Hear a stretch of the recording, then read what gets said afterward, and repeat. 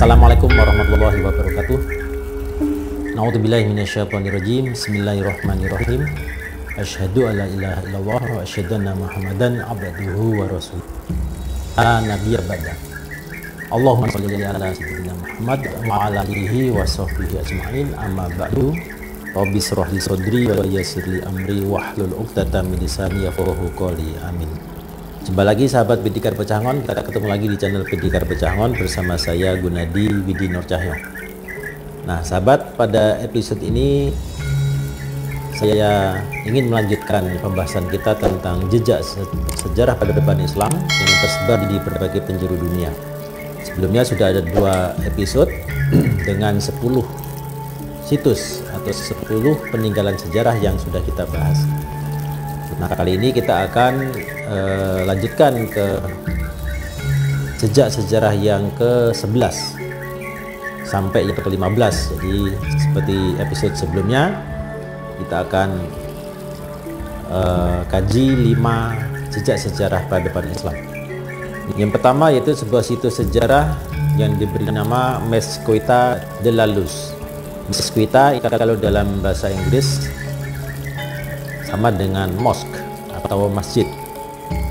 Nah, Mezquita de la Luz adalah salah satu peninggalan masjid tua yang terletak di Toledo, di Spanyol, dekat dengan Puerta del Sol, yang dulu daerah ini namanya adalah Medina.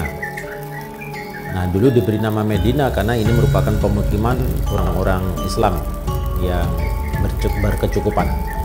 Mezquita Cristo de la Luz ini adalah sebuah bangunan yang termasuk 10 bangunan yang bangunannya masih asli, masih seperti sedia kala ketika dibangun pada zaman dulu. Mezquita Cristo de la Luz ini disebut juga dengan Mezquita Bab al-Mardum. Jejak peradaban Islam yang ke-12 sahabat, yaitu sebuah jembatan tua, jembatan kuno yang berukuran 400 meter panjang dengan lebar 40 meter dan tingginya mencapai 30 meter. Jembatan ini terletak di Cordoba, masih di Spanyol. Jadi memang Spanyol ini merupakan pusat peradaban Islam pada masa itu. Jembatan ini dikenal dengan nama Jisr atau dikenal juga dengan nama Pintoroh Kurtubah. Jembatan ini dulunya direkonstruksi dan disempurnakan oleh penguasa Andalusia pada saat itu, yaitu Ibnu Malik Al-Khawlani, atas perintah dari Khalifah Umar bin Abdul Aziz pada tahun 101 Hijriah. Jejak sejarah yang ke-13 sahabat, yaitu Masjid Umar bin Khattab yang berlokasi di Yerusalem. Pendirian masjid bersejarah ini berkaitan dengan ketika Sayyidina Umar berhasil membebaskan Yerusalem atau Palestina pada saat ini, dan ketika Sayyidina Umar memasuki kota Yerusalem, beliau bermaksud untuk melaksanakan sholat. Nah ketika itu Sayyidina Umar sempat disarankan untuk sholat di sebuah bangunan gereja, tapi kemudian Sayyidina Umar menolak.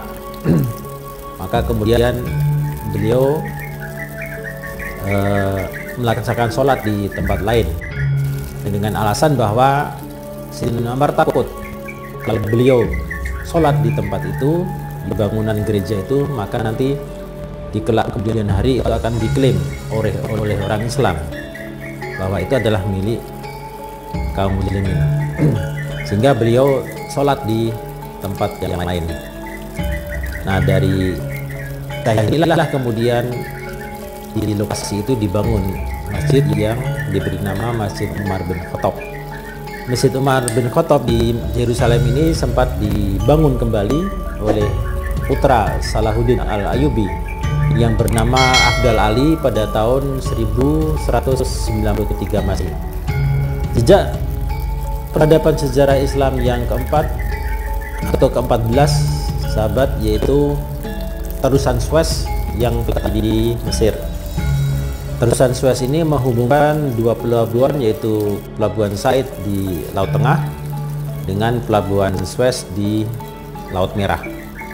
Nah, dalam pelajaran sejarah yang saya pelajari di sekolah dulu diajarkan bahwa terusan Suez ini dibangun oleh seorang insinyur Prancis bernama Ferdinand de Lesseps. Tapi menurut sebuah sumber sejarah Islam, cikal bakal dari pembangunan terusan Suez ini sudah dilakukan sejak zaman Khalifah Umar bin Khattab yang mengutus Amr bin As untuk membangun sebuah dermaga kapal di lokasi tersebut. Mungkin dari cikal bakal itulah lalu dilanjutkan pembangunannya oleh Ferdinand de Lesseps tersebut. Jejak peradaban Islam yang ke-15 yaitu peninggalan biara Pendeta Buhaira, atau ada juga yang menyebut Pendeta Bahra. Peninggalan biara Pendeta Buhaira ini terletak di Busra yang dulunya merupakan bagian dari wilayah negeri Syam.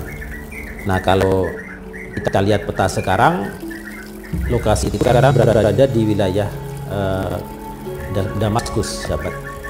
Jejak peninggalan biara Pendeta Buhaira ini mengingatkan kita kepada kisah ketika Rasulullah masih kecil pernah diajak oleh paman beliau, yaitu Abu Thalib, ketika berdagang ke negeri Syam. Nah, di tempat ini bila Abu Thalib beristirahat, dan ketika itulah Pendeta Buhaira memperhatikan seorang anak kecil yang akhlaknya begitu mulia. Karena tertarik dengan akhlaknya ini, dan ketika itulah Pendeta Buhaira menyaksikan dalam diri anak kecil ini yang tak lain adalah Rasulullah kecil, akhlaknya yang begitu mulia. Dan dalam diri anak kecil ini Pendeta Buhaira menyaksikan atau mengetahui bahwa ada ciri-ciri dari datangnya Nabi terakhir yang dimiliki oleh anak kecil tersebut. Maksudnya adalah bahwa Pendeta Buhaira sebagai seorang ahli kitab dari agama Nasrani, dari kitab Injil, beliau memahami tentang ciri-ciri dari datangnya Nabi dan Rasul terakhir.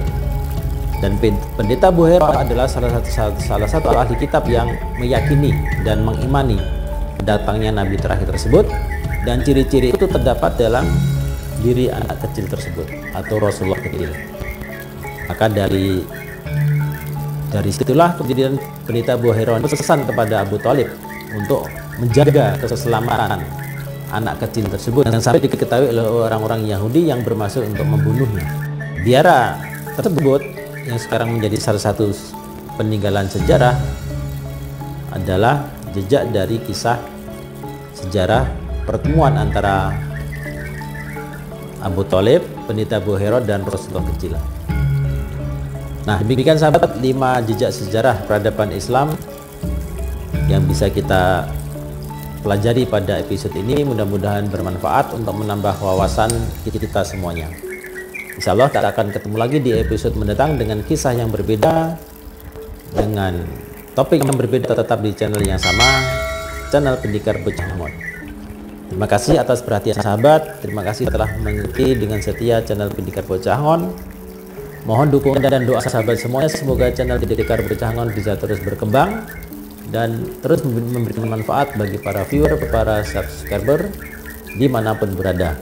Saya akhiri perjumpaan kita di episode ini. Assalamualaikum warahmatullahi wabarakatuh. Salam Bocah Angon.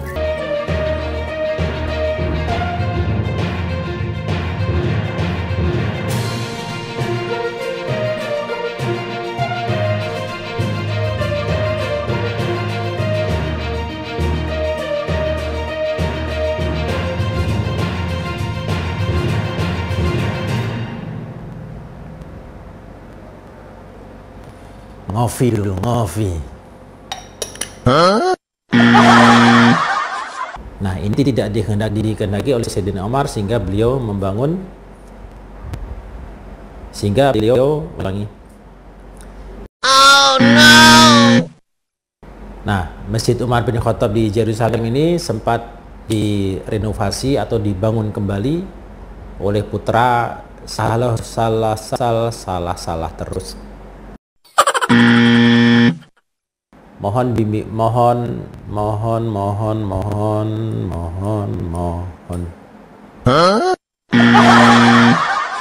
Mohon dukungan dan doa sahabat semuanya, semoga channel Pendekar Bocah Ngon bisa terus bermanfaat, bisa terus berkembang dan memberikan manfaat. Ulangi.